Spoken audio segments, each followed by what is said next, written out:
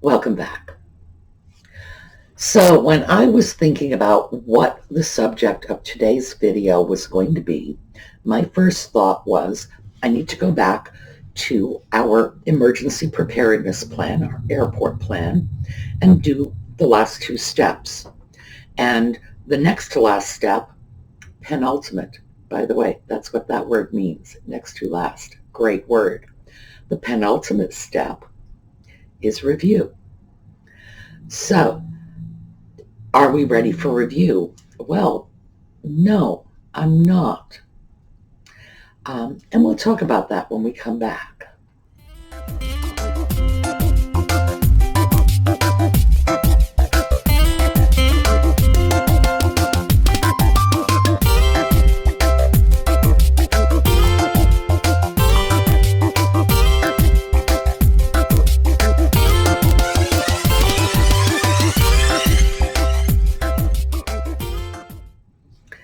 So what's up with me and not wanting to review? Well, as I've mentioned before, when I started putting my own emergency preparedness plans in place, I had not considered the idea of sheltering in place for more than 2 to 3 weeks in any one stretch. Oh yeah, we are way beyond 2 to 3 weeks, aren't we? And now I have to look at this, because when I review my own plan, woefully inadequate, I have not found myself doing without anything. I do have enough in place so that my life is going on remarkably smoothly with very little in the way of interruptions or inconvenience. But I have had some, and the interruptions and inconveniences I have had are enough to alert me to the potential of other interruptions and inconveniences. For one thing, the Paratransit system, and that's what I use because I don't drive, has restricted the passengers to one grocery shopping trip per week. And also, you have to call up and make that appointment every time you want to go. I used to just throw that in and go out on Wednesdays, and that Wednesday trip was on the books, and it just stayed there. And every Wednesday from now until the end of time, they're going to come pick me up and I'm going to go shopping. Very easy. No, for some reason they've decided they don't like that now, so I have to call. The good news is that because nobody is going anywhere and nobody has much confidence in Paratransit's willingness to take them anywhere, instead of waiting on hold for 20 minutes, they're actually answering the phones. So it's like, wow, every time you get lemons, there's always a little bit of lemonade somewhere, isn't there? Today, in fact, they started asking me medical questions. And the woman that I was speaking with was a very nice woman. She was very polite about it and said, I'm going to ask you some medical questions. And it was so nice of her to give me that heads up so that I knew immediately to say, no, you're not. And we went back and forth a couple of times, and only a couple. She's a clever woman. It did not take her very long to realize that she wasn't getting paid enough to deal with me, and so she went off to find a supervisor who told her, let it go, don't ask me any questions. So I have a feeling I know which supervisor it was she got. But yeah, good plan. So no, I don't have to answer questions. Other people do, but I don't. And the reason I don't is presumably because other people don't know what their rights are, and that troubles me greatly. I don't like the fact that, it'll just sort of be, well, we won't ask Sue, but we're still going to ask everybody else because they won't know enough to say no. And that does bother me. It's one of the reasons I'm so diligent about standing up for my rights, because it's not just my rights. I'm standing up for the rights of the people who don't know they have rights to stand up for for the people who might know they have rights to stand up for, but are too timid to stand up for their rights. They're elderly or infirm, or it's just not worth it to them because of their circumstances now. Every time I give someone a hard time about violating my rights, I take great comfort in the fact that maybe there's somebody else who's less able to stand up for themselves who will benefit from it. So, yes, let's just get out there and fight the good fight. I don't know why they are asking me medical questions. They are a transportation service. They do not have the right to any of my medical information whatsoever. None. And it troubles me that they are doing this and they are asking people. But that's something that's going to have to go into my review, because remember when I said, and this is our other R when we dealt with resources, I said Paratransit was one of my resources. But now I'm finding maybe not.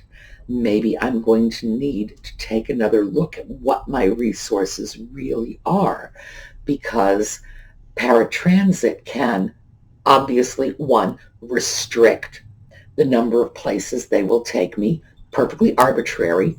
One grocery shopping trip a week, what difference does it make to them how many grocery shopping trips I do per week? Especially since they're perfectly willing to take me to physical therapy 3 days a week. It's like, oh, we'll take you there, but we won't take you here. Grocery store's right across the street. And that is in fact one of the silly things, because the drivers who take me to physical therapy drop me off at the corner. And I walk across the street to the grocery store, get anything I need, and then go to physical therapy. Come on, it's just, I guess, arbitrary. And it's stupid and pointless, because if you want to walk across the street, they're not stopping you. But that does tell me that they are willing to at least attempt to impose arbitrary and pointless restrictions. I need to know that. Like I said, this is a great time to do this. This is priceless information, because despite the fact that I know a lot of us are feeling very, very unsafe about this coronavirus, COVID-19, we could find ourselves in much more dangerous and life-threatening difficulties. We could find these lessons being bought at much higher prices. Right now, what I'm learning at the cost of a couple of grocery shopping trips a week. Minor inconvenience. Like I said, I can walk across the street to the store, and I do. And they can't stop me. They are a transportation company. They are not, the street crossing police or whatever. This is a very painless way to learn that there are limits to the amount of reliance I can place on some of these services. And because this is 21st century USA, I tend to believe that government services are there. They're always going to be there. Public transportation is always, it's going to be there. It's always going to be running. I can go on a bus or a subway or a train. Nobody's going to stop me. Nobody's going to ask me medical questions. Whoa, maybe not. And how else would I have ever found out? So, fabulous learning opportunity. Not that I really like the fact that, they are, as I say, rather arbitrarily constricting my services. I don't like that at all. And frankly, I'm not even sure this is legal, for them to say you can only go grocery shopping one day a week. I'm not even sure that's legal. And I am quite certain that if they were determined to continue this for any length of time, that we would eventually find somebody with a lawyer who would be more than willing to find out if this is legal. But I never would have known that it was even a possibility on the horizon. So glad of that. And that's impacting my ability to review my emergency preparedness plan. So, and I figure obviously if it's impacting my ability to review my plan, it's certainly impacting my ability to tell you how to review your plan, because I wasn't expecting this. And now I'm going to have to put my thinking cap on and take a look, because when I do the review, I'm going to have to really deal with the fact that I'm coming up way, way short in a lot of areas. For one thing, 2 to 3 weeks is no longer reasonable. This is no longer my target. No, I think going forward, I'm definitely looking at 2 to 3 months, possibly with some provision for sheltering in place even longer. Does that mean I'm going to keep 6 or 8 months worth of my everyday food in my home? No, probably not. But am I going to keep more food than I have been in the past? Almost certainly. Am I going to consider some long-term safe storage methods? And we're going to look at that. I still have that canning sealer thing that came in the mail last week. I have to read through those instructions, get my canning jars together, and then we're going to have some fun sealing cans. But am I going to have to do that? Yes. And it might even mean doing things like getting some large bags of rice and just putting them aside in storage. And why would I say large bags of rice? Because you can actually, if you can keep rice dry and, in a cool, dark place, dry, you can store rice for quite a long time. And if you have beans and rice, that actually creates a complete protein, and it's healthy. Because one of the problems people have when they start storing food is if you store the wrong kind of food, or if you store food that isn't meeting your nutritional needs, you can have issues. So some of the easy things to store are beans and rice. How easy is that? And together, beans and rice make a complete protein. It's healthy for you. So, am I going to think about that? You bet I am. And as I say, it's not because I feel that I am suffering at the moment. I'm not doing without. I've had almost no impact on my life. Yes, Jocelyn and I cannot go shopping. Yes, I am very, very unhappy about that. The state doesn't even want us to visit. If the state had their way, Jocelyn would not come over here, but she does. Bless her heart for that. Thank you. We're not losing everything. And I don't feel exceptionally deprived. I believe there are people who are probably quite deprived.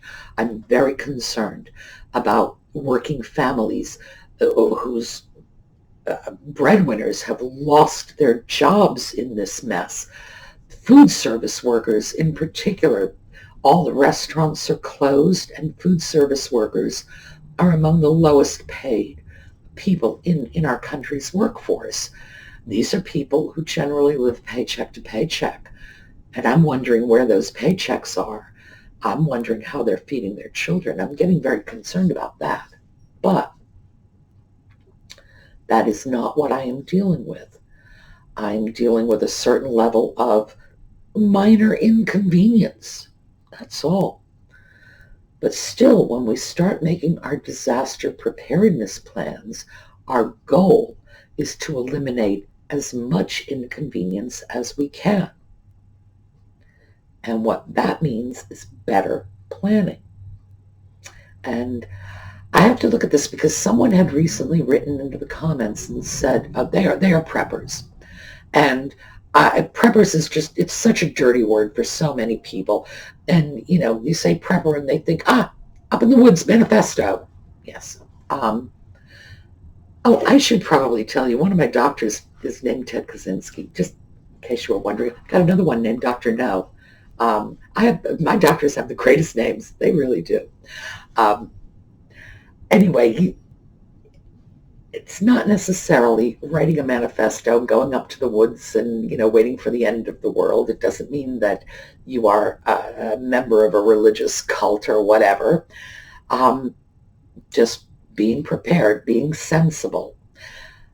I think that we need to consider how we are going to avoid this sort of thing in the future. Let us hope it never happens again. But if it does happen again, most of us need to be more prepared. So I have to look at my own plans before I start reviewing, because already I can tell you there are some big, major, blaring red lights that are going to show up in my review. So how about we take a look at some words? Someone asked me what the book was, and I was pretty sure I said what it was. It's Word Origins and Their Romantic Stories. This is by Wilfred Funk. And frankly, I have no idea who Wilfred Funk was, but he's the guy who wrote this. 1950, so some of it is a little stiff and stilted in the style, but we got through our Portuguese friends just fine. And that book was written 100 years earlier. So let's see how we do on this. I thought we would start with a word that we can all relate to: auction. Auction. They up the price. That's the little note on this. What am I bid for the beautiful vase? $25, $25, $30? Thank you. The object of the auction is to increase the price, and it should be, for the word auction is from the Latin verb augeo, auctus, increase. And when you augment your vocabulary, you increase that too. So obviously what they are saying is that augeo and auctus are from the same root. So, bill, once a bubble. The bill that we don't like to receive for things owed and the papal bull that is issued from the Vatican are sisters under the skin. Both words derive from the same Latin source. Back around the 13th century, the worried English husband seems to have received a bill, B-I-L-L-E, on the first of the month. The English got this word from an older term, billa, B-I-L-L-A, a variant of medieval Latin bulla, B-U-L-L-A, which meant a seal or an official paper bearing a seal. Here we have the source of the word bull, the papal document.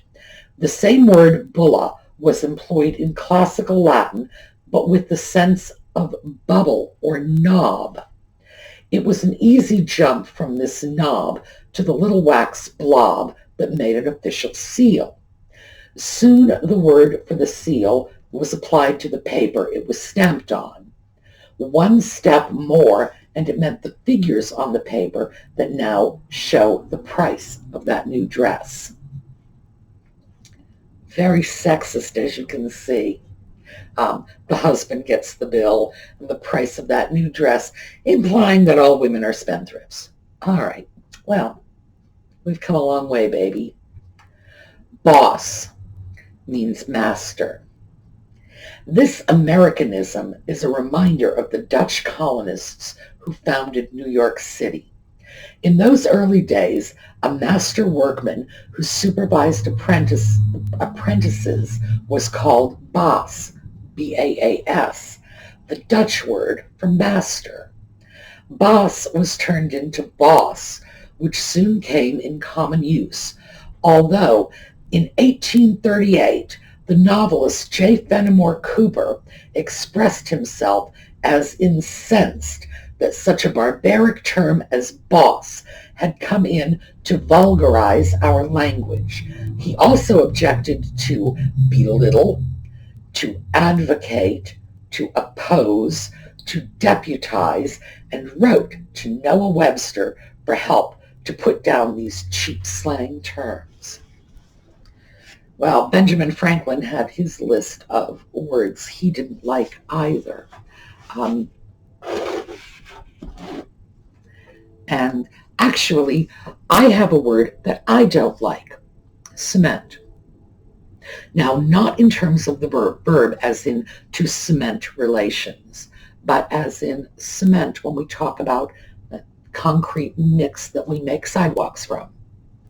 It should be cement. You remember Granny Clampett saying to Ellie Mae, go on down to the cement pond? Remember that? Well, she was right, and the rest of us are wrong. If we have one of those noun verb words here, object, notice the accent is on the first syllable, noun. But if I object to it, I've switched the accent over to the second syllable. Okay, now remember, cement and cement. If I took this and started writing to record events, that's the verb, accent on the second syllable, creating a record, accent on the first syllable. When it's a noun, we should have the accent on the first syllable. When it's a verb, we have the accent on the second syllable. Everybody knows that. It's a known fact. So we must get rid of cement and start calling it cement sidewalks. All right, that's mine. By the way, if you have words that you dislike, I think Benjamin Franklin's was balcony. I think that was the one he disliked. I think it's because they thought it should be balcony because it came in from Italian, and the Italians apparently pronounced it balcony, and he didn't like balcony just coming in. But over the years, people have had incredible objections to the simplest and most common words that we have commonly in use today. So if there are words you do not like, let me know in the comment. What's the word that annoys you? What is it that you think is wrong? How do you feel about aluminum or aluminium? We're Americans. It's aluminum. We know what it is. But I'm not sure the British would agree with us. And when you start to look at other elements from the periodic table of elements, that IUM ending seems to be pretty common. Maybe they're right, we're wrong. Well, no, they're British, so we know we're right, they're wrong. We had a revolution that proved it. Thank you very much. But got a word? Let me know in the comments, and we'll take a look at some of these. Meantime, word origins and their romantic stories. And as I say, look at the size of this. Boy, have we got food for thought for a long time to come. Have a great day. I will see you all tomorrow. Oh, and by the way, while you are watching this, that bus is dropping me off right across the street from that grocery store they won't take me to, and I am scurrying over there, and not only am I buying groceries and sneaking them into my bag before I run across the street to physical therapy, but they've got a Starbucks in there too, so also getting coffee. I feel so naughty. See you later.